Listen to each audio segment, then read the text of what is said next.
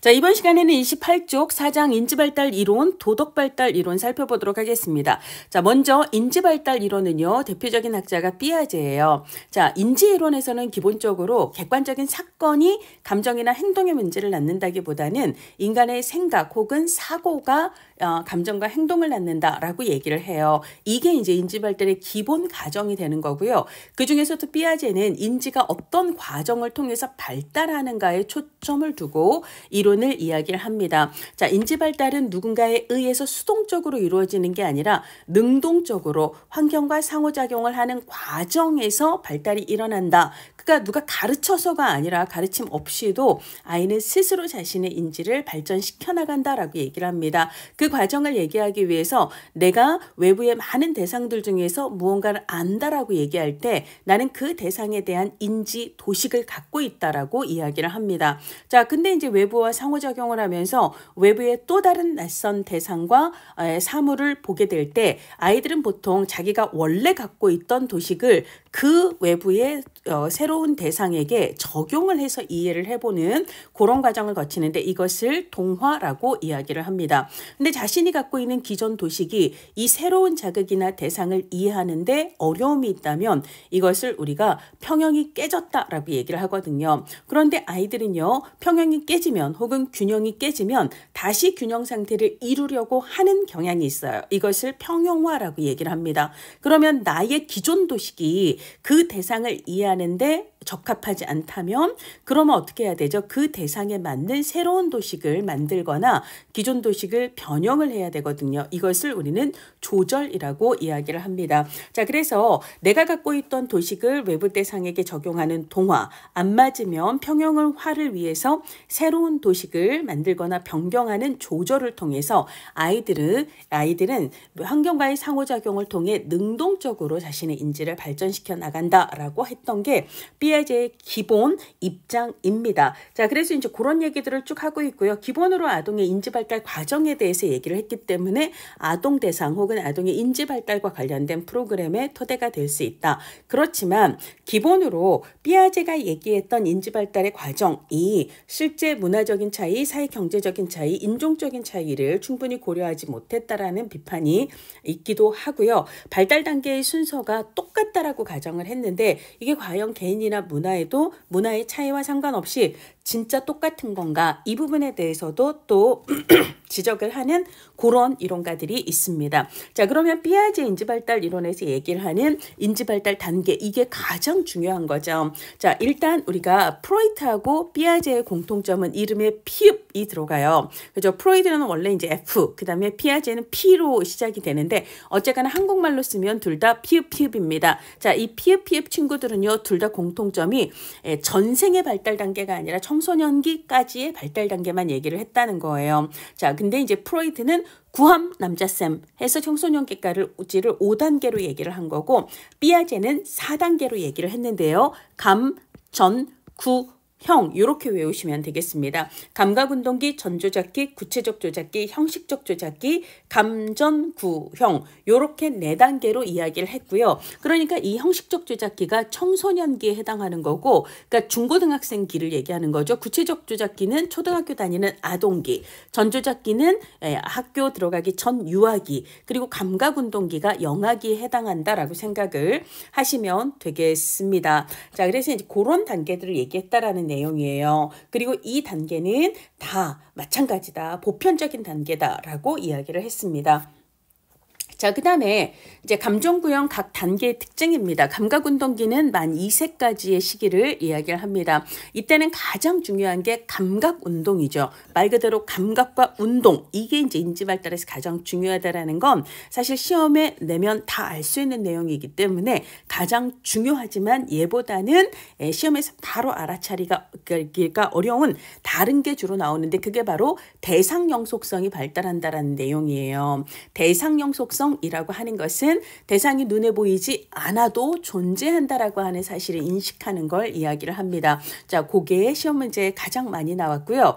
자, 그러면 누군가가 분명히 어딘가에 있을 텐데 내 눈에 보이지 않아요? 아이들은 찾는 행동을 하게 되죠. 이건 뭐예요? 그 사람을 찾기 위한 행동을 하게 되는 거잖아요. 목적지향적인 혹은 의도적인 행동이 발달한다라는 것도 대상형 속성이랑 짝지어서 같이 이해를 해볼 수가 있겠습니다.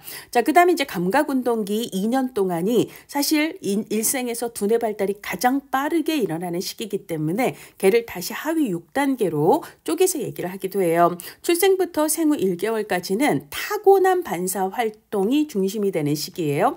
자, 그 다음에 1개월에서 4개월까지 1차 순환 반응이라고 얘기를 하는데 순환이라고 하는 것은 반복을 한다라는 거예요. 근데 그 중에서 1차라고 하는 것은 자신의 신체와 신체 사이의 협응, 손과 손을 맞잡고 손으로 머리를 맞잡고 손으로 다리를 맞잡고 이런 것들 있잖아요.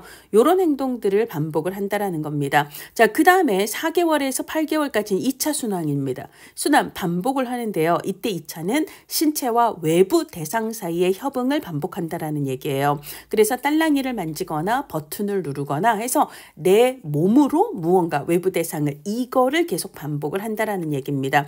자, 그렇게 8개월까지 외부 대상과의 협응을 반복을 하게 되면 그러면 이제 버튼을 누르면 노래가 나오고 버튼을 누르면 노래가 나오고 이런 일들이 반복이 되기 때문에 그러니까 이제 8개월 정도가 지나가고 나면 아이들은 노래를 듣기 위해서 버튼을 누르는 행동을 하게 돼요. 즉 의도적, 즉 목적지향적인 행동을 할 수 있게 된다라는 거죠. 이것을 2차 도식의 협응기라고 얘기를 합니다. 자, 그리고 12개월에서 18개월까지는 또 다시 3차 순환이에요. 그러니까 뭔가를 반복한다라는 거죠. 자, 그러면 A를 하면 B가 어떻게 되네? 대략 인과관계를 이해하게 되거든요. 그 전까지. 자, 그러면 이 원인의 차이를 가했을 때 결과가 어떻게 달라지는가? 이거를 또 반복적으로 실험하는 거, 이거를 3차 순환 반응이다라고 이야기를 합니다. 자, 그러고 이제 18개월에서 24개월까지를 통찰기라고 얘기를 하는데요. 자, 표상적인 사고, 사물을 구체적으로 앞에 두지 않아도 머릿속으로 표상을 떠올릴 수 있는 그런 상징적인 표상사고가 시작이 되는 때가 18개월에서 24개월까지다라고 이야기를 했습니다. 자, 그래서 감전구형이에요. 그래서 요런 느낌으로 이제 사형수가 전기 의자에 앉아서 형집행이 되는 그런 느낌으로 감전구형에서 감각운동기를 알아둡시다. 자, 이번에는요 전조잡기예요. 자, 우리 이 그림 어디서 나왔었냐면 에릭슨 얘기할 때 얘기를 했습니다. 그게 이제 몇 페이지였냐면 여러분들 이 19페이지에 이 그림이 나와 있었거든요. 자, 그래서 에릭슨의 심리사회적 발달 단계에 대한 19페이지의 내용을 보면 자, 그러면 세 번째 단계에 해당하는 4세에서 6세까지 혹은 3세에서 6세까지라고도 얘기를 합니다. 자, 그때가 학교 다니기 전이다 해서 학령 전기인데 이때 심리사회적 위기를 주도해 죄의식 그리고 목적을 얻는다라고 얘기를 하면서 지지지지 얘기했거든요. 자, 그래서 학령 전기 그 다음에 주도성 돼 죄의식 그리고 목적 의식을 갖는다. 이때가 바로 전조잡기에 해당합니다. 물론 이제 연령이 조금 차이가 있기는 하지만은요. 자, 삐아제의 전조잡기는 에릭슨의 유희기, 즉 학령 전기하고 같은 시기라고 보아도 되고요. 이거를 우리는 보통 시험에서는 유아기라고 이야기를 하게 됩니다. 그래서 이때 유아기는 보통 시험에서 3세에서 6세 정도로 표현이 되거든요. 이게 전조잡기에 해당하고 에릭슨의 주도성 대 죄의식에 해당하는 시기다라고 보시면 돼요. 그리고 둘 다 지지지지예요. 자, 그러면 삐아제가 얘기하는 전조잡기의 지지지지라는 것은 전조잡기예요. 전조잡기입니다. 그 다음에 이 시기는 전환적 추론을 하고요. 자기 중심성이 강하고요. 직관적인 사고를 강하게 합니다. 전환적 추론이라 함은 A와 B가 서로 관련이 없는데도 불구하고 A니까 B예요 라는 식으로 관련이 있는 것처럼 생각을 하는 거예요. 자기 중심적인 사고라고 하는 것은 타인의 시각, 타인의 관점, 타인의 생각이 나와 아이가 차이가 있다라는 걸 잘 구분하지 못해서 타인도 나처럼 생각하고 나처럼 본다고 생각하는 것을 자아중심적 혹은 자기중심적이라고 얘기를 합니다. 자, 그 다음에 사물의 여러 가지 측면들을 골고루 보지 못하고 그냥 어느 한 측면을 꽂혀서 생각하는 걸 직관에 의해서 판단한다라고 얘기를 해요. 그래서 전조작기, 전환적 추론, 자기중심적 사고, 지지 이때가 이제 유아기에 해당하는 삐아제 인지 발달의 특징이다라고 보시면 되겠습니다. 그 외에 이 시기는 언어가 굉장히 발달합니다. 그래서 언어가 발달하면서 이 아이들은 상징 개념을 획득한다라고도 표현하고 상징적으로 사고하는 능력이 발달한다. 혹은 상징 놀이가 발달한다. 다 비슷한 얘기예요. 언어 발달로 인해서 상징적 사고가 발달한다라는 이야기고요. 그 외에 꿈과 현실을 잘 구분하지 못한다라는 것, 그 다음에 역방향으로 거꾸로 사고하는 게 어렵다라는 거, 생명이 없는데 생명이 있다고 생각하는 특징, 그 다음에 옳고 그름에 대한 판단이 타율적이에요. 즉 엄마한테 혼나면 나쁜 행동, 엄마한테 칭찬받으면 좋은 행동, 이렇게 생각한다라는 겁니다. 자, 이번에는요 구체적 조작기로 넘어가도록 할게요. 자, 암기에 서류보 9라고 되어 있습니다. 아동이 서류를 보고 있어요. 그래서 구체적 조작기의 특징은 서류보예요. 그래서 서열화 능력이 발달합니다. 자, 그 다음에 목화 능력 혹은 분류 능력이 발달합니다. 그리고 보존 개념을 획득합니다. 혹은 발달합니다. 라고 얘기를 할 수 있습니다. 그래서 구체적 조작기는 서류보 이 세 가지 키워드가 가장 중요하다라고 볼 수가 있습니다. 자, 그러면 우리가 여기서 이제 조작이라는 말, 전조작, 그 다음에 구체적 조작이라는 말이 나오는데요. 조작은 논리적 사고를 얘기해요. 자, 그런데 전조작이라는 것은 아직은 논리적 사고를 하기 전 단계다라는 의미거든요. 그러면 이랬던 아이들이 논리적인 사고를 하게 되는 단계가 바로 구체적 조작기다라고 이야기를 합니다. 자, 그래서 논리적 사고로 전환하는 거예요. 이걸 인지 능력이 급속도로 발전한다, 논리적 사고가 가능하다 등등으로 표현을 하고 있습니다.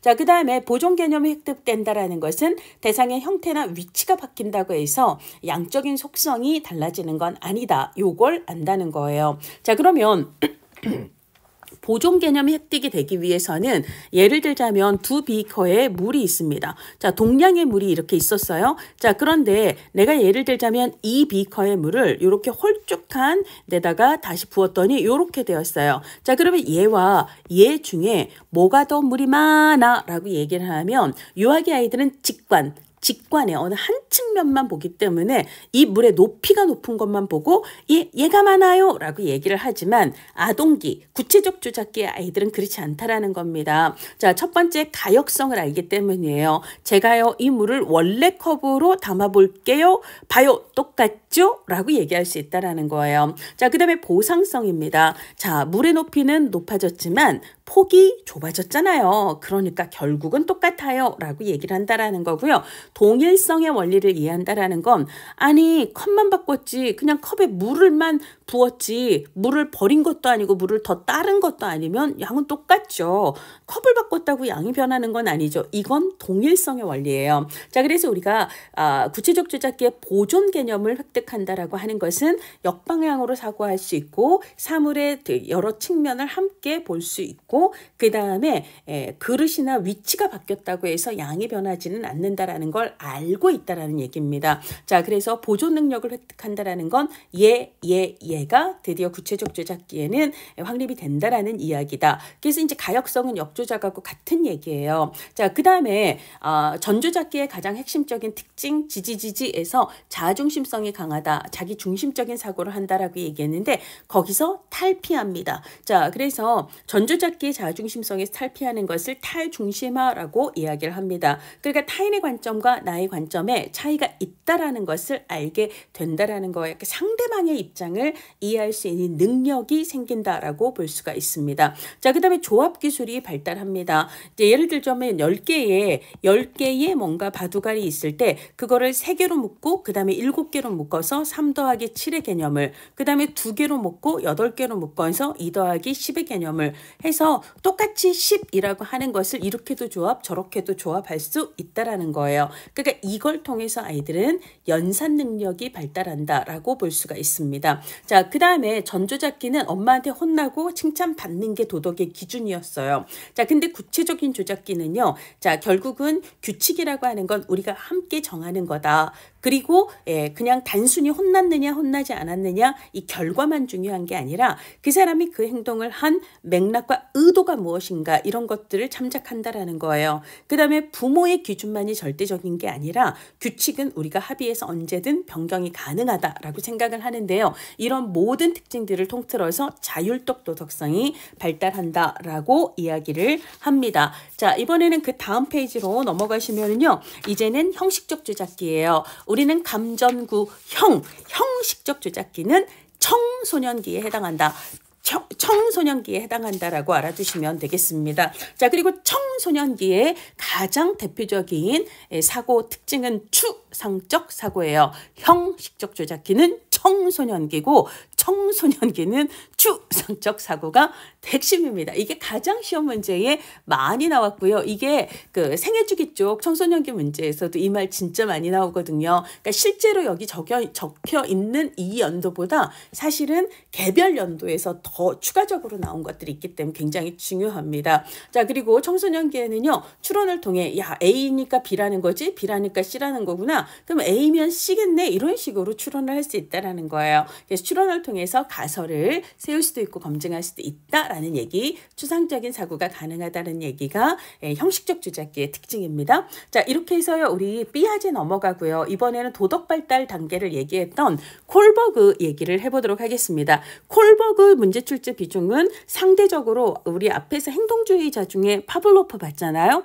파블로프만큼 콜버그도 그렇게 출제 비중이 아주 높은 편은 아니에요. 근데 이제 나올 때 익숙하지가 않아서 틀릴 가능성이 또 많은 영역입니다. 자, 콜버그는 도덕성 혹은 도덕의 발달 단계를 6단계로 이야기를 했어요. 자, 근데 그 6단계를 두 개씩 묶어서 세 개의 수준, 전인습 수준, 인습 수준, 후인습 수준에 각각 두 개씩 해서 6단계로 구분을 했습니다. 삐아제의 도덕 이론의 영향을 받기는 했는데 삐아제는 기본으로 타율적 도덕성에서 자율적 도덕성으로 발달한다 이렇게 얘기를 했잖아요. 그러니까 콜버그가 봤을 때 이것은 너무 단순하게 접근을 한 거다라는 생각을 해요. 그래서 조금 더 복합적인 딜레마 사례를 청소년에게 들려주고 그 인물들, 그 딜레마 사례에 등장하는 인물들의 행동에 대한 도덕성 판단을 왜 그렇게 생각을 하는지를 중심으로 하여 도덕 발달의 특징들을 이제 6단계로 구분을 했다라고 볼 수가 있습니다. 그래서 이제 위계적인 1단계에서 6단계까지가 있고 도덕 발달은 인지와 환경 사이의 상호작용 결과다. 이거는 사실 도덕 발달 역시도 인지 발달 안에 들어가기 때문에 인지 발달 자체가 환경과의 상호작용 속에서 이루어지는 것처럼 도덕 발달도 그러하다라고 보시면 되고요. 이 발달 단계는 동일한 순서, 일정한 순서를 가진다라고 얘기를 하고 개인이 최종적으로 도달하는 도덕 발달 단계는 다를 수 있습니다. 어른이라고 도덕성이 아주 높은 수준까지 발달하는 건 아닌 거죠. 자, 근데 이제 한계는 아까 삐아제도 마찬가지고 삐아제는 이게 이제 문화적으로 모두에게 보편적으로 적용 가능한가? 이런 한계가 있었잖아요. 콜버그도 마찬가지다라고 하는 거고요. 그리고 콜버그는 지나치게 남성 중심적인 도덕 발달을 이야기를 했다라는 거예요. 그러다 보니까 기본 결론이 여성의 도덕성은 남성의 도덕성보다 좀 낮다라는 결론을 내리게 되는데 이거는 여성이 남성하고 다른 도덕 판단의 어떤 특징적인 차이를 외면한 결과다라는 비판을 주로 받습니다. 그래서 되게 성차별적이다라고 얘기를 하는 거죠. 자, 그래서 여성주의 그 윤리학자인 길리건 같은 경우는 콜버그의 도덕적 발달 이론이 너무 남성 중심적이다. 남성은 권리, 규칙을 중시하지만 여성은 관계에서의 책임 그리고 상대방을 배려하는 것과 관련된 도덕성을 강조하는데 이런 차이를 간과하고 남성적 기준으로 여성을 판단하니 여성의 도덕성이 마치 남성보다 더 떨어지는 것처럼 성차별적으로 이야기를 했다라는 비판을 하고 있습니다. 자, 그럼 도덕 발달 단계예요. 6단계를 3개의 수준으로 나눴는데 실제 지금까지 우리 시험은 각 단계를 구분하는 것보다 이 수준을 구분하는데 포커스를 두고 출제가 되었습니다. 이 우리가 이제 중간에 인습적 수준이 있잖아요. 인습이라고 하는 건 사회적 관점에서 판단을 한다라는 거예요. 그래서 다른 사람의 관점 혹은 사회적인 규칙과 약속의 관점에서 옳고 그름을 판단한다는 겁니다. 자, 근데 이거 우리가 사회적인 규칙과 질서 이런 것들을 알게 되는 건 보통 초등학교 들어가면서부터거든요. 그러니까 초등학교 들어가기 전 단계 우리가 아까 이제 피아제 인지 발달 단계를 감, 전, 구, 형이라고 얘기를 했고 이게 청소년기, 이게 아동기잖아요. 그죠? 구체적 조작기가 아동기인데 이제 여기서부터 아이가 사회적인 것을 배우게 되거든요. 그럼 그 전 단계에 해당하는 전조작기의 경우에는 아이가 아직은 인습적 기준을 가지고 도덕 판단을 하기는 어려워요. 그 전 단계다라는 거예요. 자, 그래서 이쪽이 바로 전조작기 혹은 유아기에 해당하는 도덕적 발달 수준이다라고 볼 수가 있습니다. 그러니까 사회적인 관점에서 도덕 판단을 하는 게 아니라 부모님 말, 그 다음에 선생님의 말, 혼나면 나쁜 짓, 그 다음에 칭찬받으면 좋은 짓 이렇게 생각을 하는 거고 그리고 혼나기 싫으면 이렇게 해야 돼, 저거 하면 안 돼 라고 생각하는 거, 혼날까 봐 두려워 복종하는 것을 강조하는 게 1단계에 해당합니다. 자, 그리고 이제 2단계라고 하는 것은요. 개인의 욕구 충족을 위해 자신에게 득이 되면 그게 좋은 거다라고 얘기하는 거예요. 그가 보상이 되고 득이 되고 자신에게 이익이 되는 게 좋은 거다라고 생각하는 거. 그러니까 같은 상황에서도 입장에 따라서 무엇이 옳고 그른가는 다를 수 있다라고 얘기하는 것이 도구적 상대주의 지향이다라고 볼 수가 있습니다. 근데 어쨌거나 얘네들은 사회적인 관점에서 옳고 그름을 판단하는 건 아니기 때문에 전조작기에 해당한다라는 거죠. 자, 그다음에 이제 인습적 도덕성이에요. 인습적 수준의 도덕성은 사회적 관점, 다른 사람이 내 입장에서 일반적으로 사람들이 좋다고 얘기하는 거, 좋지 않다라고 얘기하는 거, 사랑 굉장히 사회적으로 좋은 거라고 얘기하죠. 탐욕, 질투 이런 건 사람들이 흔히 좋지 않다라고 얘기를 하죠. 사회적으로 좋은 것과 좋지 않은 것에 대한 기준, 보통의 사람들이 싫어하는 건 나쁜 거고 보통의 사람들이 좋아하는 건 좋은 거고 이런 식으로 생각하는 것을 3단계 대인관계 조화지향이다라고 이야기를 합니다. 사회적 인정에 대한 관심, 그래서 다른 사람의 입장에서 봤을 때 쟤 참 착하다 이런 행동을 함으로써 타인의 인정을 받고자 하는 그런 게 이제 3단계가 되는 거고요. 4단계는 아예 우리가 정한 규칙이에요. 사회적 규칙 혹은 법 이런 걸 따르는 게 그게 도덕적이다라고 생각을 합니다. 근데 어쨌거나 사회적 인정 혹은 타인의 인정 혹은 법으로 정한 규칙 이런 것들은 다 속성이 사회적인 수준에서 도덕성을 판단한다라는 거고요. 이걸 인습적 수준이다라고 얘기를 한다라는 거예요. 자, 근데 이제는 후인습입니다. 후인습이라고 하는 것은요. 사람들 어떤 사회적 기준을 넘어서는 거예요. 그래서 사회적 기준을 넘어서서 인간의 존엄과 기본적인 양심, 그 다음에 뭐 개인의 양심, 그 다음에 양심, 그거에 따라서 사회가 지배하는 어떤 법과 규칙이 아니라 인류 보편적인 양심에 따라서 옳고 그름을 자율적으로 판단하라라고 얘기하는 게 이게 후인습의 가장 큰 특징입니다. 자, 그래서 특정의 사회에서 정한 법이 절대적인 의미는 갖지 않다라는 거죠. 근데 만약에 그 법이 오히려 다른 사람들의 삶과 자유를 박탈하고 있다면 그 법을 지키는 게 도덕이 아니라 그 법을 따르지 않고 인간의 존엄을 지키는 게 더 바르다라고 얘기할 수 있어야 된다라는 거예요. 그러니까 법과 규칙을 절대적으로 지켜야 되는 게 아니고 진짜 중요한 정의의 원칙 뭐 이런 것들에 따라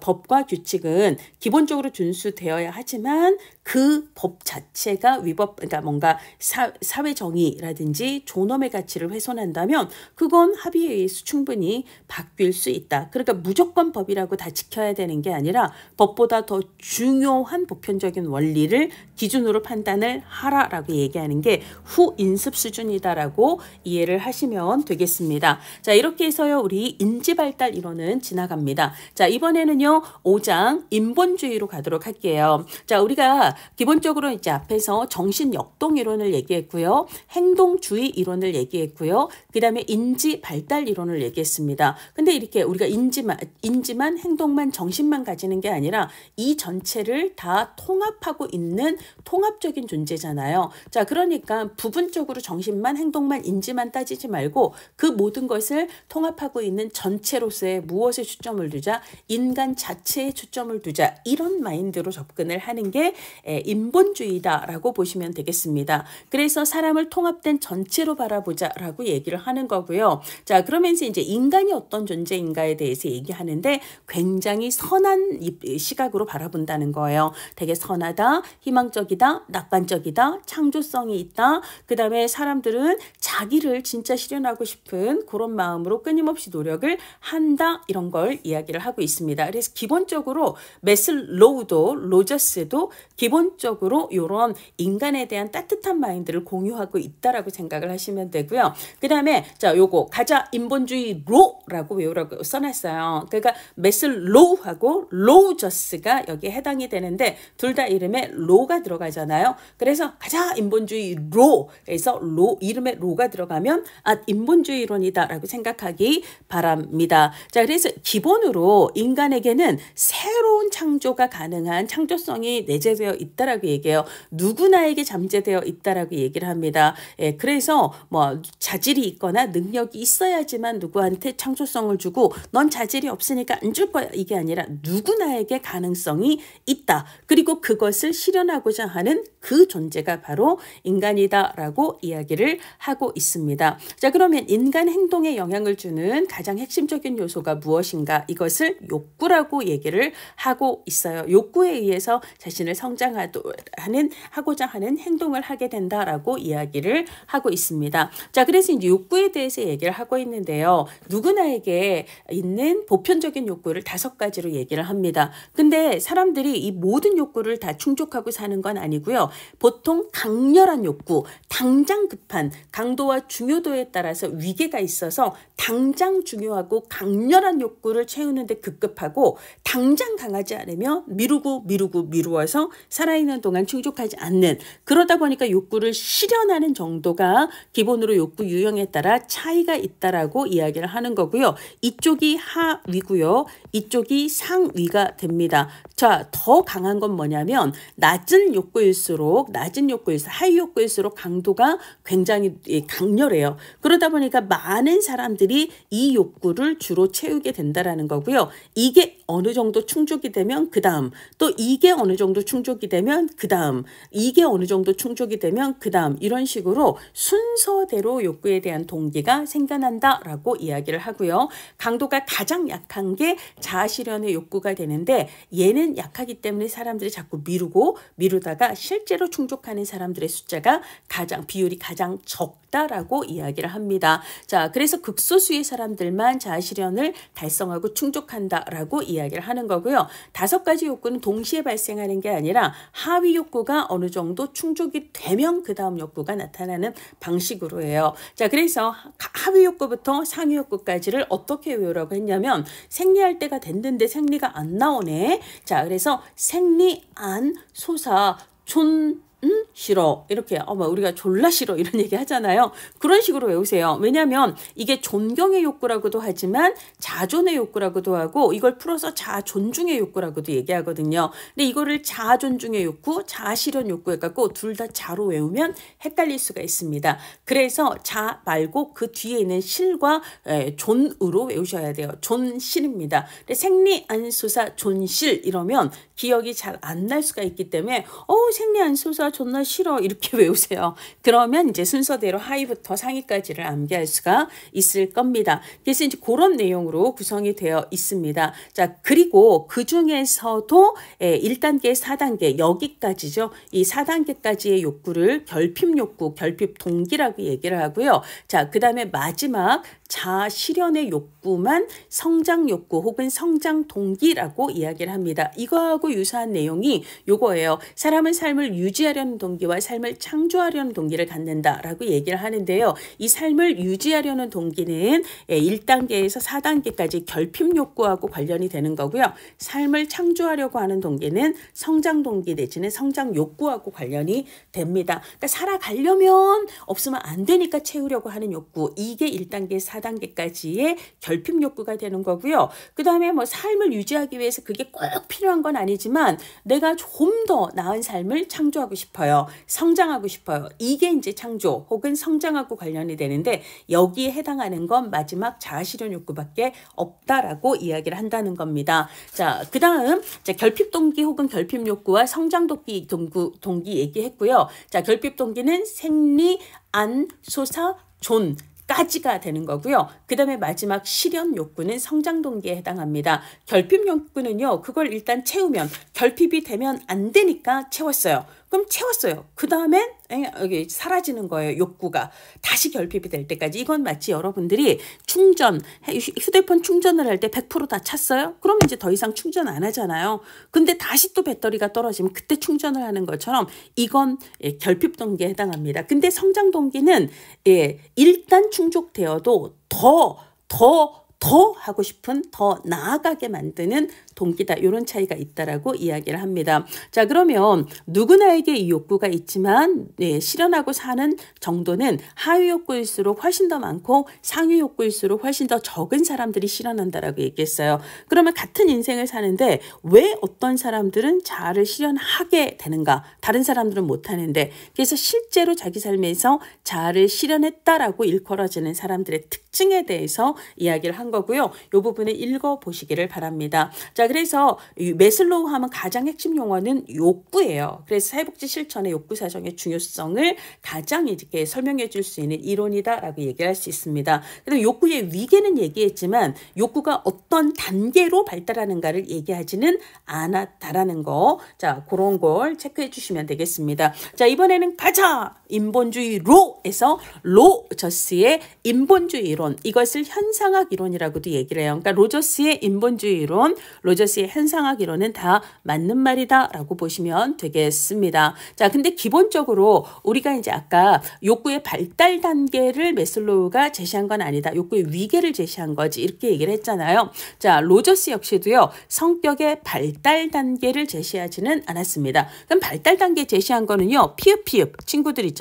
프로이트와 삐아제 해서 이들은 다 청소년기까지의 발달 단계를 얘기한 거고 이응 에릭슨하고 융은 둘 다 전생의 발달을 얘기한 거고요. 그 다음에 아까 도덕성 발달을 얘기했던 콜버그 같은 경우는 도덕성은 연령에 따라서 뭐 나이가 많다고 도덕성이 막 다 높아지는 건 아니지만 어쨌거나 도덕성 발달에 대한 단계를 이야기를 했다는 거죠. 근데 이 분들 말고는 행동주의자나 인본주의자에 해당하는 사람들은 발달 단계를 제시하지 않았습니다. 근데 그 중에서도 특히 시험에서는 로저스 문제에서 성격 발달 단계를 제시하지 않았다라는 오답이 5번이나 출제된 바가 있습니다. 자, 아까 기본적으로 매슬로우와 마찬가지로 인간을 인지 따로 행동 따로가 아니라 통합된 전체로 보자. 통합된 유기체로 보자. 전체적인 관점에서 보자. 그 다음에 기본으로 인본주의자들은 인간을 되게 낙관적이고 긍정적으로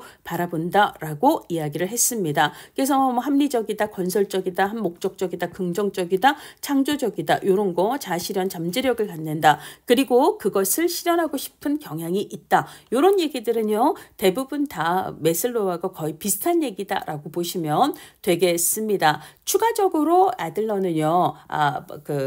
로저스는요. 기본적으로 개인의 주관적인 경험을 강조를 해요. 같은 상황에서라도 개인은 그 상황을 받아들이는 방식, 생각하는 방식에 차이가 있을 수 있다라는 거예요. 그러니까 예를 들어 제가 강의를 할 때 이 강의가 어떤 분들은 너무 이렇게 짧다라고 느끼는 분들도 있을 거고 이게 너무 길다라고 느낄 수 있는 분들이 있는 거예요. 그러니까 객관적인 실체 자체보다는 그 사람이 그 당사자가 그걸 어떻게 주관적으로 받아들이고 있는가가 그 사람의 행동에 영향을 준다라고 이야기를 하고 있습니다. 그래서 주관적인 경험에 강조를 하고 있는데요. 이 주관적인 경험의 세계, 각 사람의 주관적인 경험들이 다 다르다라는 것을 각 사람의 현상학적 장이 다르다 이런 식으로 표현을 했어요. 그러니까 이 현상학 이론이라는 것 자체가 주관적인 경험이 중요하다라는 것을 표현하는 방식이다라고 이해를 하시면 되겠습니다. 자, 그 다음에 이제 주요 개념을 얘기를 하고 있는데요. 자, 기본으로 자기, 셀프라고 하는 자기는 굉장히 한목적적이고 뭐 건설적이고 그 다음에 낙관적이고 되게 실현 가능성이 있고 무한한 잠재력이 있고 이렇게 얘기를 하잖아요. 그러니까 결국은 우리가 진짜 자기답게 살아가면 잘 살아갈 수 있을 텐데도 불구하고 실제로 우리가 자기답게 살아가지 못하는 그런 경험이 많습니다. 이것을 우리가 앞 페이지에서는요. 자, 기본으로 자기와 실제 삶의 경험이 잘 일치된 삶을 살아야 되는데 자기와 경험이 일치되지 못한 진짜 내 것 같은 내 삶을 살지 못하는 요럴 때 부적응의 문제가 발생할 수 있다라고 얘기를 해요. 그래서 실제 자기답게 살아가는 것, 자기와 경험 사이가 일치하는 삶, 이게 중요한 건데 그 삶을 뭐라고 표현하냐면 완전히 기능하는 삶이라고 표현을 합니다. 그래서 완전히 기능하는 삶, 즉 자기와 경험이 일치되는, 달리 얘기하면 진짜 자기답게 살아가는 게 중요하다라고 이야기를 하는 거거든요. 자, 그러면 완전히 기능하는 삶을 위해서 중요한 것은 바로 무조건적인 긍정적 관심이다라고 이야기를 합니다. 우리들은 우리를 둘러싼 유의미한 타자, 부모라든지 친구라든지 선생님에게 긍정적인 관심을 받고 싶어요. 근데 이들이 나에게 주는 긍정적인 관심이라는 것이 사실은 조건을 따른다라는 거예요. 그들의 조건에 부합하면 긍정적인 관심을 보여주지만 그들의 조건에 부합하지 않을 때는 나한테 싸늘해집니다. 자, 그러다 보니까 나는 진짜 내가 하고 싶은 나로 살아가기보다는 그들이 원하는 조건에 맞는 사람이 되기 위해서 노력을 한다라는 거예요. 자, 그래서 진짜 내가 나답게 살기 위해서는 긍정적 관심, 어떤 긍정적 관심? 아무런 조건이 없는 무조건적인 긍정적 관심이 필요하다라고 이야기를 하고 있습니다. 자, 그런 얘기를 하고 있고요. 그래서 기본으로 로저스는 상담가예요. 상담가는 클라이언트를 만났을 때 상담관계의 핵심은 결국은 무조건적인 긍정적 관심을 받고 있다라는 그런 느낌을 클라이언트에게 전달하는데 핵심이 있다라고 이야기를 합니다. 그래서 클라이언트의 자기 결정권을 인정해주고 클라이언트를 진실하게 대하고, 즉 겉과 속이 일치된 자세를 보여야 하고 클라이언트에게 공감하고 함부로 심판하지 않아야 되고 함부로 지시하지 않아야 된다라고 이야기를 합니다.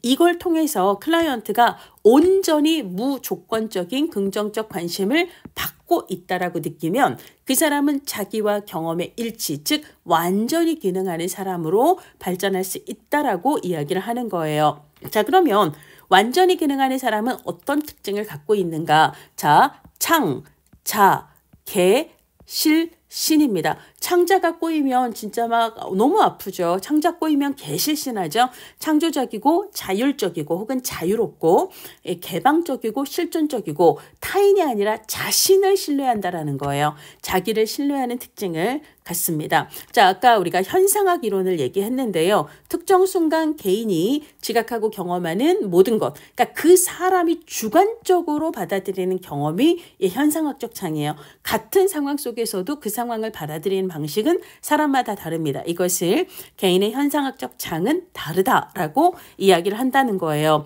자, 강조점은요. 아까 영향에서 얘기했던 이런 표현들 있잖아요. 이런 것들이 결국은 사회복지 실천의 원조 관계에서, 그죠? 클라이언트가 진짜 자신의 삶, 자신의 삶을 자기답게 살아갈 수 있도록 우리가 어떻게 그를 도울 것인가 하고 관련된 실천 자세에 대한 함의를 제공한다라는 게 있습니다. 그래서 이제 앞에서 했던 얘기의 반복이에요. 비지시적인 상담을 하고 무엇보다 클라이언트가 스스로 결정권을 가지도록, 즉 능동적인 참여자가 되도록 하라라고 이야기를 하고 있습니다. 자, 이번에는요. 자, 6장의 생태체계 관점, 생태체계 이론, 혹은 사회체계 이론, 혹은 생태학 이론을 살펴보도록 하겠습니다. 얘는요, 여기서도 나오지만, 자, 133페이지에 보면 실천론에서요, 1950년대 후반, 왜 사회복지 실천, 미국 사회복지 실천에 통합적 방법론이 대두하는가, 이 대목에서 생태체계 관점의 영향을 받았다. 그 다음에 사회복지 실천의 주요 관점에서도 생태체계 관점과 강점 이론 관점이 나옵니다. 자, 그래서 같은 내용이 두 시험에서 반복이 된다라는 거 일단 체크를 해두시고요.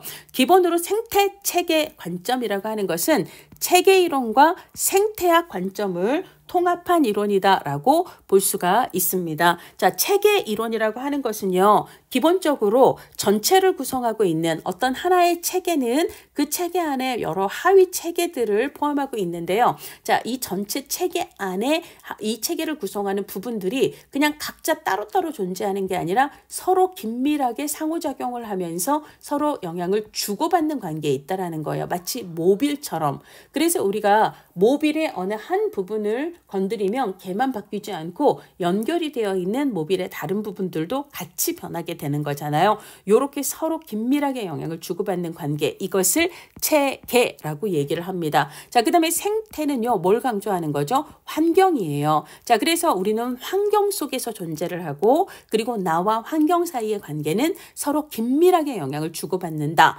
이런 관점을 생태체계 관점이라고 얘기를 합니다. 그리고 대표적인 학자는 브롬펜 브레너예요. 자, 우리는요, 자신의 환경에 적응해 나가는 존재예요. 그걸 목적지향적인 존재다라고 얘기를 하고요. 환경 속에서 인간을 바라보자라고 얘기를 합니다. 자, 그래서 환경 속의 인간 관점은요, 기본적으로 생태체계 관점하고 같은 관점이다. 우리는 항상 환경 속에서 바라보자. 그리고 인간과 환경은 서로 지속적으로 서로 영향을 주고받는 관계에 있다라고 얘기를 하는 거고요. 환경 따로, 인간 따로 보지 말자. 통합적인 체계예요. 걔네들은 하나로 맞물려서 서로 뗄 수 없는 관계, 불가분의 관계로 항상 서로 영향을 주고받는다라고 이야기를 한다는 겁니다. 자, 그래서 서로 영향을 주고받기 때문에 에너지를 주고받으면서 영향을 주고받는다는 거고요. 서로 연결이 되어 있어서 체계 내의 어느 한 부분이 달라지면 그것은 다른 부분 혹은 전체에도 영향을 주게 돼요. 이것을 체계의 호혜성 혹은 상호성이라고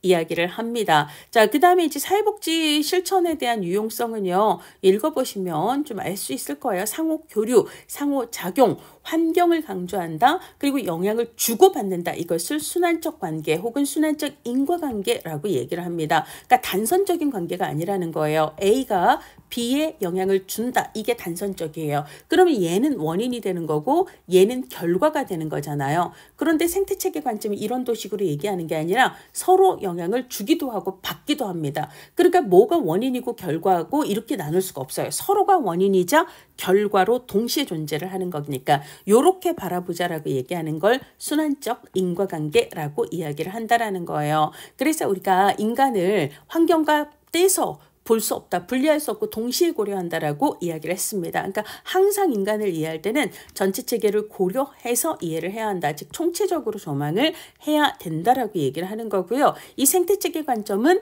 굉장히 다양한 체계에 적용이 가능합니다. 그래서 인간의 환경 수준에 개입하는 근거를 제시하고 있고요. 그 다음에 이제 인간을 둘러싼 다양한 체계 내의 정보와 자료 수집을 가능하게 한다라는 유용성이 있습니다. 자, 여기서도 구체적인 인간 발달 단계를 제시하진 않았어요. 발달 단계를 제시한 건 아까 프로이트와 피아제, 그 다음에 에릭슨과 융, 그리고 도덕 발달 단계를 얘기했던 콜버그밖에 없습니다. 다른 사람들은 없어요. 자, 그 다음에 우리가 지금 얘는요, 이론이나 관점이잖아요. 이론이나 관점은요, 그것을 어떻게 바라보고 설명할 것인가 까지를 얘기하는 거고요. 그래서 어떻게 바꿀 것인가, 방법, 테크닉이나 스킬을 다루는 건 이론이나 관점에서 하는 게 아니라 실천 모델에서 다루는 거거든요. 이 실천 모델들을 다루는 과목이 2교시의 사회복지 실천 기술론입니다. 그래서 거기서 실천 모델들에서 얘기를 하는 거지 관점이나 이론 차원에서 얘기하는 건 아니다라고 알아두시면 되겠습니다. 자, 그래서 생태체계 관점의 주요 개념들이에요. 자, 체계라고 하는 것은 그것을 구성하는 부분들이 서로 긴밀하게 상호 의존적으로 영향을 주고받는 걸 이야기를 합니다. 그런데 어떤 체계는요, 그거보다 그거보다 더 넓은 체계 안에 속함과 동시에 그다음에 그러니까 이 안에 속함과 동시에 그다음에 그거보다 더 작은 그러니까 부분에는 상위로 존재를 하잖아요. 그러니까 어디에 속하면서 그 안에 또 무언가를 내포하고 있습니다. 그래서 부분이자 전체다라고 얘기를 해요. 자, 어떤 체계는 더 큰 거의 부분으로 있으면서 더 작은 거의 전체의 속성을 동시에 갖는데 이걸 혼론이라고 표현을 합니다. 자, 그렇고요. 그 다음에 이제 체계와 우리 체계와 체계 바깥 이거를 우리가 환경, 체계의 바깥을 환경이라고도 얘기하라고 상위 체계라고도 얘기를 해요. 그럼 체계 안을 우리가 체계 안을 하위 체계라고 얘기를 하겠죠. 자, 그래서 기본으로 체계와 체계 바깥 혹은 체계가 아닌 걸 구분해주는 테두리를 경계라고 이야기를 합니다. 그래서 경계의 개방성과 침투성에 따라서 외부 환경과 많은 상호작용을 하는 체계도 있고 외부 환경과 상호작용을 거의 하지 않는 패스 체계도 있다라고 얘기를 합니다. 자, 그래서 우리가 체계가 외부, 즉 체계를 둘러싼 환경과 혹은 상위 체계와 상호작용을 하는 거 요런 식의 상호작용을 요런 식으로 상호작용을 하는 걸 수직적 상호작용이라고 이야기를 해요. 그런데 체계 내부에서 하위 체계 간의 상호작용을 하는 것은 그거는 수평전, 수평적 상호작용이라고 이야기를 합니다. 자, 그러면 개방체계라고 하는 것은요. 체계 바깥, 그러니까 외부 환경과 상호작용을 원활히 하는 체계를 얘기해요. 이걸 달리 얘기하면 당연히 체계 내에서의 하위체계도 상호작용을 하겠죠. 그러니까 개방체계는 하위체계 간의 수평적 상호작용도 하고 체계 외부와의 수직적 상호작용도 하는 그런 게 이제 개방체계다라고 얘기할 수 있고요. 그 다음에 폐쇄체계는요. 뭐에 대해서? 외부체계에 대해서예요. 그러니까 요거를 별로 하지 않는다라는 거죠. 체계 외부하고는 별로 상호작용을 하지 않는 이걸 수직적 상호작용은 별로 하지 않고 그냥 끼리끼리만 원래 있던 끼리끼리만 상호작용을 하려고 하는 그런 체계를 그걸 폐쇄체계라고 이야기를 합니다. 자, 그 다음에 이제 호혜성은 아까 여기서 얘기를 했습니다. 호혜성이라고 하는 것은 체계가 서로 연결이 되어 있기 때문에 체계 내 어느 한 부분의 변화는 다른 부분이나 전체의 변화에 영향을 미치게 되는 속성이 있는데 얘를 호혜성이나 상호성이라고 얘기를 해요. 자, 그래서 호혜성 나왔습니다. 일부가 변하면 나머지도 변한다. 그래서 2024년 사례에서는 회사의 간부 하나만 바뀌어도 조직이 많이 달라진다. 이것을 일컫는데 적절한 개념은 호혜성. 이렇게 시험 문제가 나왔습니다. 자, 그 다음에 이제 혼론이라고 얘기를 했어요. 어떤 체계는 더 큰 체계에 대해서는 부분으로 존재를 하고 더 작은 체계에 대해서는 전체로 존재를 한다라는 걸 혼론이라고 얘기를 했어요. 그러다 보니까 이 어떤 체계라고 하는 것은 그걸 둘러싼 상위 체계의 영향을 많이 받기도 하기 때문에 이 상위 체계 전체의 속성도 많이 내포하고 그 다음에 얘는 또 하위 체계의 영향을 받기도 하기 때문에 그 하위, 그 체계를 구성하고 있는 하위 체계의 속성에도 영향을 받는다라는 거예요. 자, 그래서 작은 체계들 속에서 그 체계를 둘러싼 큰 체계의 특성이 이 체계에서 그 상위의 특성이 발견되기도 하고 그 다음에 이 작은 체계의 속성이 또 이 체계의 성격을 좌지우지하기도 하고 이거를 이제 혼론이라고 한다라고 실천론 시험에서 나오기도 했습니다. 자, 그 다음에 이제 엔트로피, 네겐트로피, 시너지를 구분을 하셔야 되는데요. 네겐트로피는 폐쇄 체계에 가까운 개념이고요. 얘는 개방 체계에 가까운 개념입니다. 폐쇄 체계는 체계 외부와 별로 상호작용을 하지 않아요. 그래서 어떤 공간 안에 쓰레기가 차오릅니다. 막 쓰레기가 차올라요. 그럼 어떻게 해야 돼요? 이 쓰레기를 밖으로 버려야 되는 거잖아요. 근데 문 밖으로 나가지를 않는 거예요. 들어오지도 않고 나가지도 않는 거예요. 그럼 어떻게 돼요? 계속 차오르는 거죠. 그래서 원래 이 공간은 쓸 수 있는 공간이 많았지만 계속 밖으로 버리지 못한 쓰레기들이 점령을 하게 되면서 더 이상 쓸 수 없는 상태가 증가하는 거죠. 이것을 엔트로피라고 이야기를 합니다. 체계 내에 유용하지 않은 에너지가 증가하는 거예요. 유용하지 않은 에너지를 혼란이 증가한다, 무질서가 증가한다, 혹은 소멸을 향해 간다라고 이야기를 합니다. 그래서 폐쇄 체계가 계속되면, 즉 문을 열고 소통하지 않으면 결국 엔트로피 속성은 더 강해진다라고 볼 수가 있습니다. 자, 이번에는 네겐트로피예요. 그래서 내가 이제는 문을 열고 바깥으로 얘를 빼냈어요. 혹은 우리 방의 공기가 너무 안 좋아요. 그래서 창문을 열고 바깥에 있는 신선한 공기가 들어오게 했어요. 그러면 내 안에 있던 쓰레기들이 밖으로 나갔죠. 그러니까 뭐예요? 혼란이 줄어들게 되는 거죠. 무질서가 줄어들게 되는 거죠. 무용한 에너지들이 줄어들게 되는 거잖아요. 자, 요거를 우리가 네겐트로피라고 이야기를 합니다. 자, 그래서 유용하지 않은 에너지가 감소되는 것, 즉 뭐냐면 엔트로피가 줄어드는 것을 얘기를 해요. 그래서 네거티브 엔트로피, 이것을 줄여서 네겐트로피, 역엔트로피라고 부릅니다. 자, 그래서 이혼 위기에 처한 부부가 있어요. 막 이혼 갈등이 커지고 있습니다. 이건 엔트로피예요. 그래서 상담을 받았어요. 뭐죠? 외부와 상호작용을 했다라는 겁니다. 자, 그래서 외부와 상호작용을 하는 개방체계적인 속성을 반영을 했더니, 그랬더니 이 관계, 스트레스, 갈등이 줄었다라고 얘기를 해요. 불화가 증가하는 건 엔트로피예요. 그런데 그게 감소가 되는 건 엔트로피가 줄었기 때문에 걔는 네겐트로피에 해당합니다. 자, 그러고 나면 이 방 안에 새로운 공간들이 막 생겼어요. 그럼 그 공간에서 할 수 있는 일들이 많아지는 거잖아요. 자, 그 다음에 나 혼자 일을 하면 100, 너 혼자 일을 해도 100. 근데 우리가 함께 동업을 하면 시너지가 나서 250의 수익을 얻어서 각각 둘씩 나누면 125, 125로 혼자 각각 있을 때의 수익보다 더 플러스가 되는 그런 결과를 낳죠. 이런 것들 우리가 시너지 효과라고 이야기를 합니다. 체계 외부와의 상호작용이 증가하면, 자, 그러면 뭐가 시너지 플러스 에너지가 커진다라는 이야기를 하고 있습니다. 자, 그래서 그런 거를 우리가 유용한 에너지가 증가한다라고 얘기를 해요. 그래서 여기 암기 팁이 있습니다. 엔트로피는 무용한 에너지가 증가하는 것, 그 다음에 역엔트로피는 그 무용한 에너지가 감소하는 것, 시너지는 새로운 유용한 에너지가 증가하는 것, 요렇게 차이를 알아주시면 되겠습니다. 자, 이번에는 균형이에요. 균형과 항상성과 그 다음에 이제 안정 상태를 구분을 해야 되는데요. 자, 얘는 이제 어떤 거냐면, 기본으로 이제 균형은 폐쇄 체계의 속성입니다.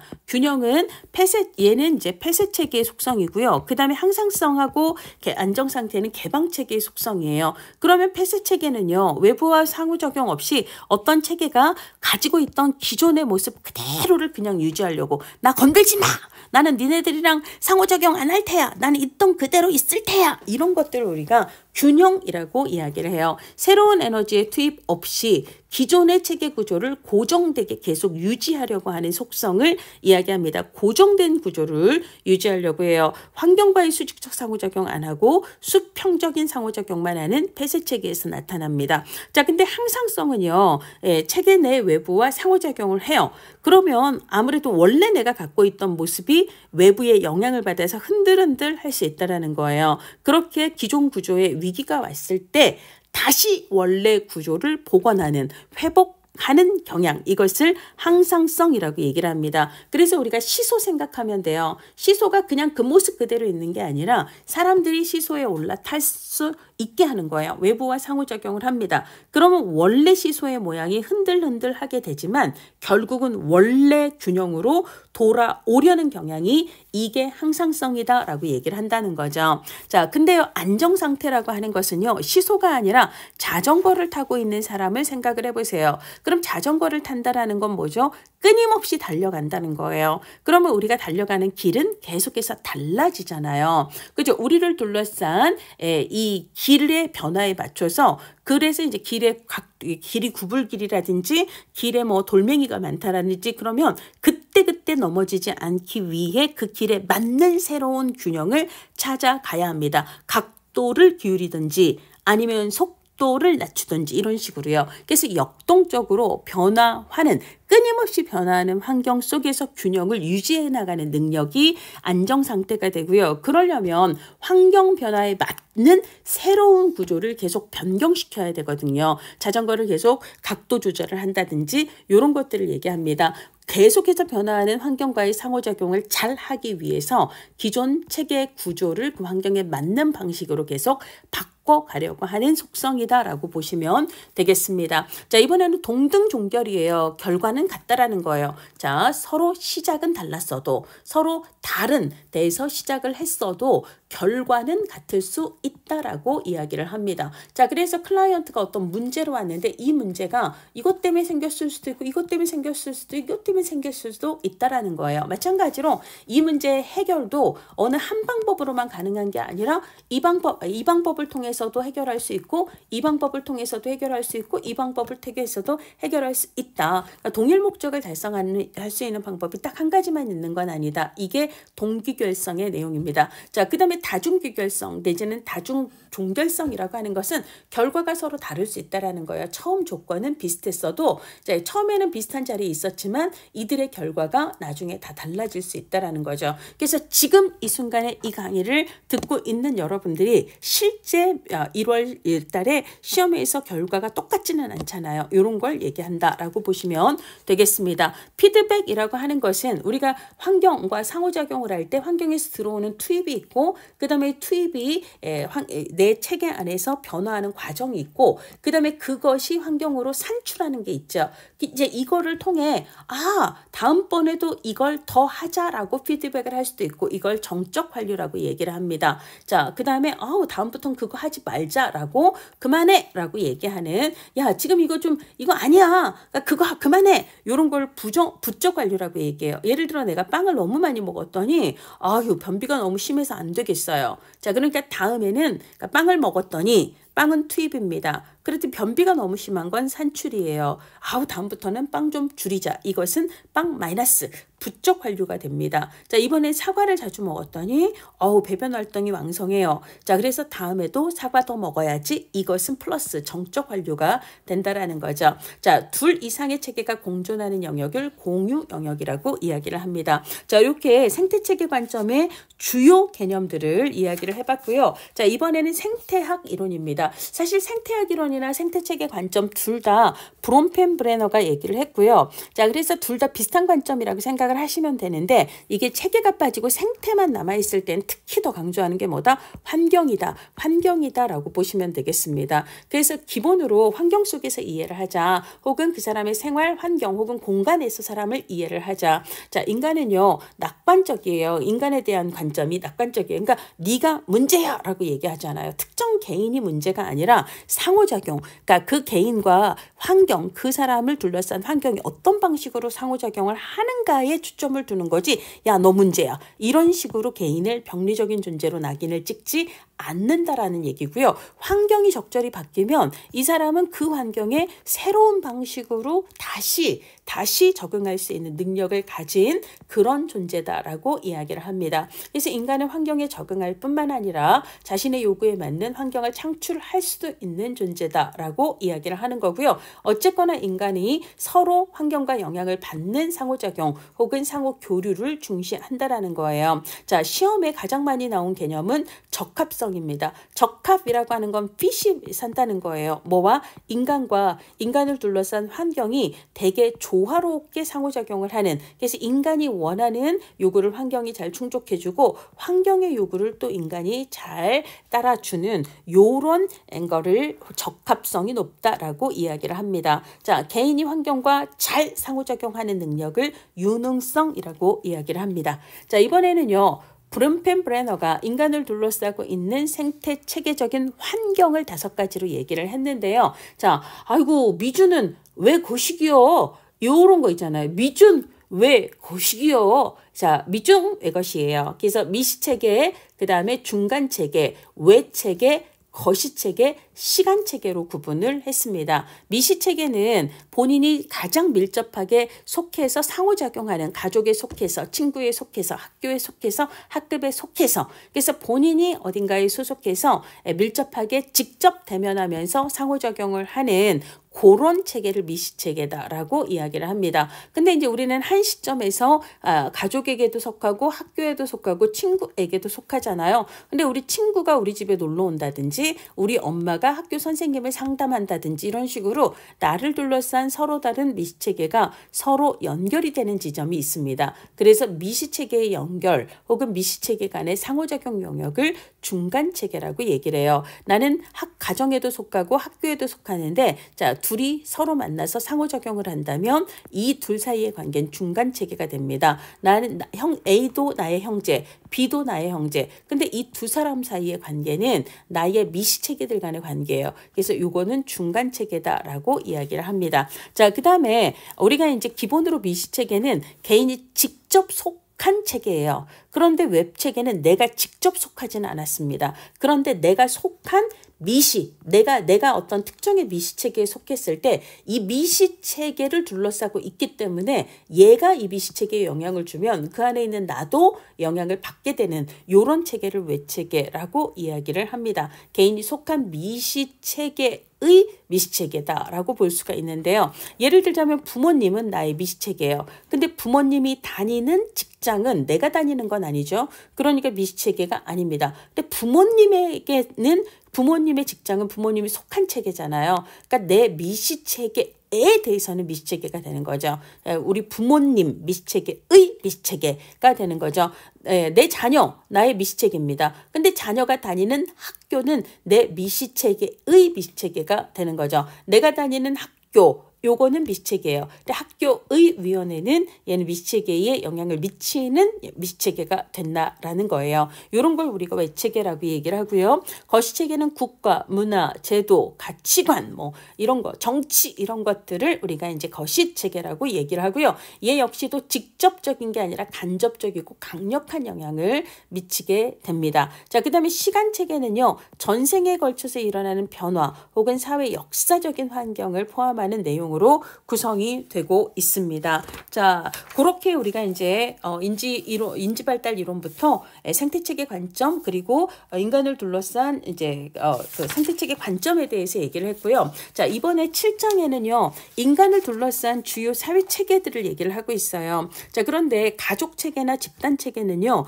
둘 다 실천 기술론에서 가족 그리고 집단을 더 주요하게 다룹니다. 그리고 거기서 다루는 내용이 이 인간 행동과 사회 환경에도 똑같이 나오거든요. 그래서 개방체계의 특성과 폐쇄체계의 특성이 주로 많이 나오지는 않지만 그나마 이게 여기서 나오는데 얘도 똑같은 내용이 사실 실천기술론에서도 또 나와요. 자, 그래서 읽어보시면 뭐 여러분들 충분히 알 수 있는 내용입니다. 그래서 개방적인 가족체계는 지역과 원활히 상호작용을 하는 체계고요. 폐쇄체계는 외부와 상호작용을 별로 하지 않는 체계다라고 알 수가 있습니다. 그 다음에 사회통제, 사회화 기능을 한다 이런 얘기를 하고 있는데요. 사회통제와 사회화 기능은 사실 가족도 하고요. 집단도 하고요. 그 다음에 지역사회도 하고요. 조직도 하고 문화도 해요. 다 마찬가지예요. 우리를 둘러싼 주요한 사회체계는 사회화 기능도 하고요. 그 다음에 어떤 행동이 적절하고 적절하지 않은지에 대해서 행동을 컨트롤하는 기능을 다 하고 있거든요. 자, 그래서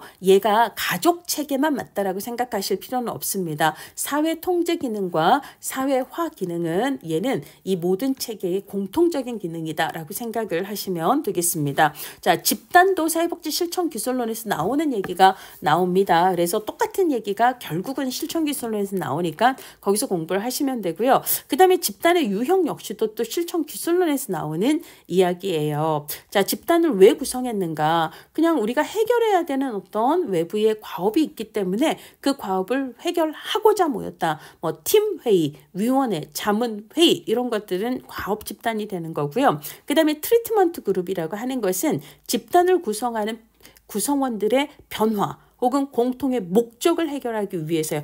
우리들의 이야기를 하려고 모인 집단을 치료 집단이라고 얘기해요. 우리가 지지를 받으려고 모였으면 지지 집단, 교육을 받으려고 모였으면 교육 집단, 우리가 좀 더 나은 내일, 좀 더 나은 삶을 위해서 모였으면 성장 집단, 어떤 특정의 행동이나 정서나 인지상의 문제가 있어서 만났다면 치유 집단, 우리가 기본으로 교도소나 시설에서 너무 오랫동안 살다가 너무 막 10년, 20년 만에 사회로 나와서 기본으로 사회적으로 허용되는 행동을 잘 모를 때, 그럴 때는 사회화 집단을 할 수가 있다라는 얘기를 하고 있습니다. 자, 그 다음에 이제 유사한 어려움이나 관심사를 공유하는 사람들이 보다 더 자발적으로 추구하는, 운영하는 집단을 자조 집단이다라고 이야기를 하죠. 자, 집단을 구성한 동기에 따라서는 자연스럽게 발생한 집단은 자연 집단, 인위적으로 만든 집단은 형성 집단이라고 이야기를 합니다. 자, 집단의 인간관계 특징을 1차냐, 2차냐라고 얘기를 하는데, 자, 친밀하고 감정적인 관계가 목적이 되는 게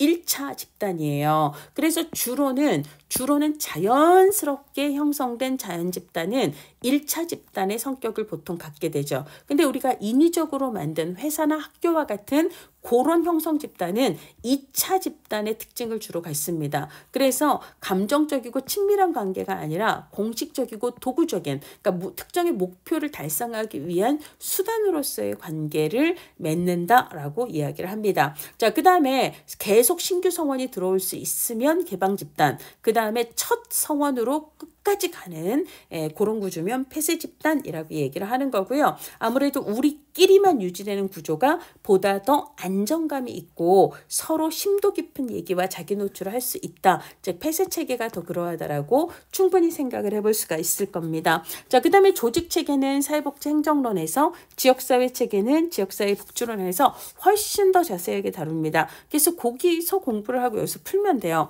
그 다음에 가상공간, 즉 사이버 스페이스는 새로운 또 우리가 환경으로 많이 얘기를 하는데요. 얘는 시공을 초월해서 내가 지금 얘기를 던졌고 그 얘기에 대해서 그 사람이 내일 다시 반응을 할 수도 있다라는 거죠. 나는 서울에서 얘기하는데 그 사람은 미국에서 얘기할 수 있다라는 거죠. 자, 시공을 초월한 공동체 형성을 가능하게 한다라는 특징이 있습니다. 자, 이번에는 문화체계예요. 문화체계는요, 브롬펜브레너가 얘기했던 미준 외 거시기요, 미중 외 거시 해서 미시체계, 중간체계, 외체계, 거시체계, 시간체계 중 그 중에 문화는 거시체계에 해당합니다. 자, 인간 집단의 생활 양식의 총체, 다양한 것들을 포함하고 있어요. 그렇죠? 걔네들은 따로 노는 게 아니라 전체를 이루는 긴밀한 관계 속에 전체를 이루는 하나의 통합체라고 얘기를 하는 거고요. 특히 문화는 인간의 정신활동을 중시합니다. 아까 이제 기능에서 사회 통합 기능하고 사회화 기능은 디폴트다라고 이야기를 했어요. 그래서 사회화 기능도 하고 사회 통제 기능도 하고요. 자, 그 다음에 이제 세대 간의 전승이 되는 이게 사회 존속의 기능을 한다라고 이야기를 합니다. 그리고 이제 욕구를 충족하는 데 기여하는 기능도 한다라고 얘기를 할 수가 있습니다.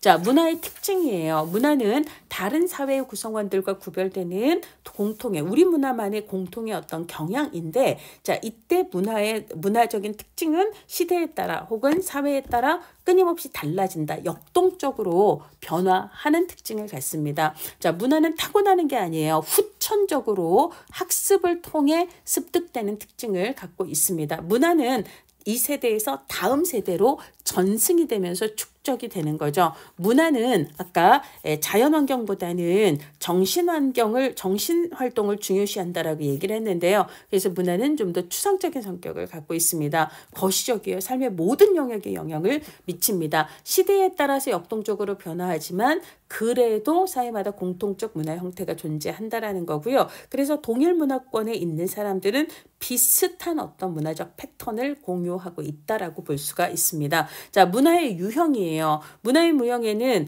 물질 문화가 있습니다. 그래서 우리가 한국사 배우면 신석기 시대에 빗살무늬, 토기, 움집 이런 것들, 청동기 이런 것들은 다 물질 문화에 해당하는 거죠. 그렇죠? 그리고 그것을 사용할 줄 아는 기술, 이런 것들 물질 문화에 해당합니다. 물질적인 것들과 그걸 사용할 수 있는 기술을 얘기하는 거죠. 그 다음에 이제 비물질 문화는 관념 문화하고 규범 문화가 있는데, 일단 규범이라고 하는 것은 법과 관습 같은 걸 얘기를 하는 거죠. 자, 그럼 관념 문화라고 하는 것은 철학, 신화, 그 다음에 신앙, 전설, 과학, 진리 이런 것들을 얘기를 한다는 거예요. 자, 그 다음에 문화 변형이에요. 둘 이상의 문화가 지속적으로 상호작용을 A하고 B가 지속적으로 상호작용을 하면 둘 다 영향을 받아서 바뀌거나 어느 한쪽이 다른 한쪽에 영향을 받아서 변화가 일어나는 현상을 문화 변용이라고 하는데요. 똑같은 문장이 5번 영거푸 시험 문제에서 출제되었습니다. 자, 그 다음에 이제 우리가 다문화 사회에 돌입을 했습니다. 자, 그래서 다문화 사회 시대에는 뭐 결혼 이주민이라든지 이주 노동자나 세터민 등에 대한 관심이 중요하죠. 근데 이제 결혼 이주민들이나 이런 분들은 사회적 편견이나 차별 혹은 직장이나 건강이나 교육 등에서의 어려움 혹은 인종차별 등으로 어려워할 수 있고요. 차별의 문제가 많이 존재를 하고 있다라는 거, 이런 얘기들을 하고 있습니다. 그래서 다양성을 존중한다라는 것은 차별이 아니라 서로의 차이를 인정하는 것에 있다라고 이야기를 하는 거죠. 자, 문화주의하고 동화주의예요. 다문화주의라고 하는 건 다양한 문화를 인정하고 존중하고 수용한다라는 관점입니다. 자, 그래서 인정과 존중과 수용을 강조하는 것은 다문화주의예요. 그래서 우리가 샐러드볼 보면 굉장히 다양한 재료들이 꽤 각자의 매력으로 어우러져서 아름다운 조화를 이루잖아요. 이런 걸 얘기를 한다는 거예요. 근데 동화주의는 용광로하고 비슷해요. 어떤 게 들어가도 결국은 다 녹아서 하나로 다 변질이 돼버리잖아요. 자, 그래서 이걸 용광로 개념으로 얘기를 하는데 그냥 다 똑같이 만들어버리는 거예요. 그래서 우리 문화에 이 나라에서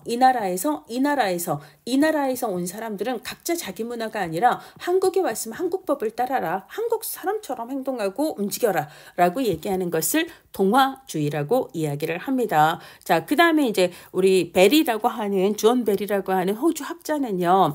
A라는 문화권으로 B 문화권에 살던 사람이 이주를 했을 때 이 사람이 이 문화권 안에서 어떻게 적응하는가, 이 문화 적응에 대해서 4가지 방식을 얘기했는데요. 자, 자신의 원래 문화도 존중하면서 새로운 A의 문화도 둘 다 존중하는 경우를 통합이라고 얘기를 합니다. 근데 동화는요, 자기의 원 문화는 잃어버리고 그냥 내가 새로 들어간 그 주류 문화만 존중하는 상태를 이야기합니다. 자, 그 다음에 분리라고 하는 것은 새로운 문화권에 와서 살고 있음에도 불구하고 이 문화권에 대해서는 별로 관심이 없고요. 원래 자기의 문화만 유지하려고 하는 경향을 분리라고 얘기를 해요. 근데 주변에는 이도저도 아니에요. 새로운 문화도 잘 모르겠고 원래 문화도 제대로 유지하지 않는 두 문화적 정체성 모두가 다 혼란스러운 상태를 이거를 주변화라고 얘기를 합니다. 시험 문제에서 가장 많이 언급이 되는 건 동화예요. 보통 동화는 오답으로 보통 많이 나오는 경우가 있습니다.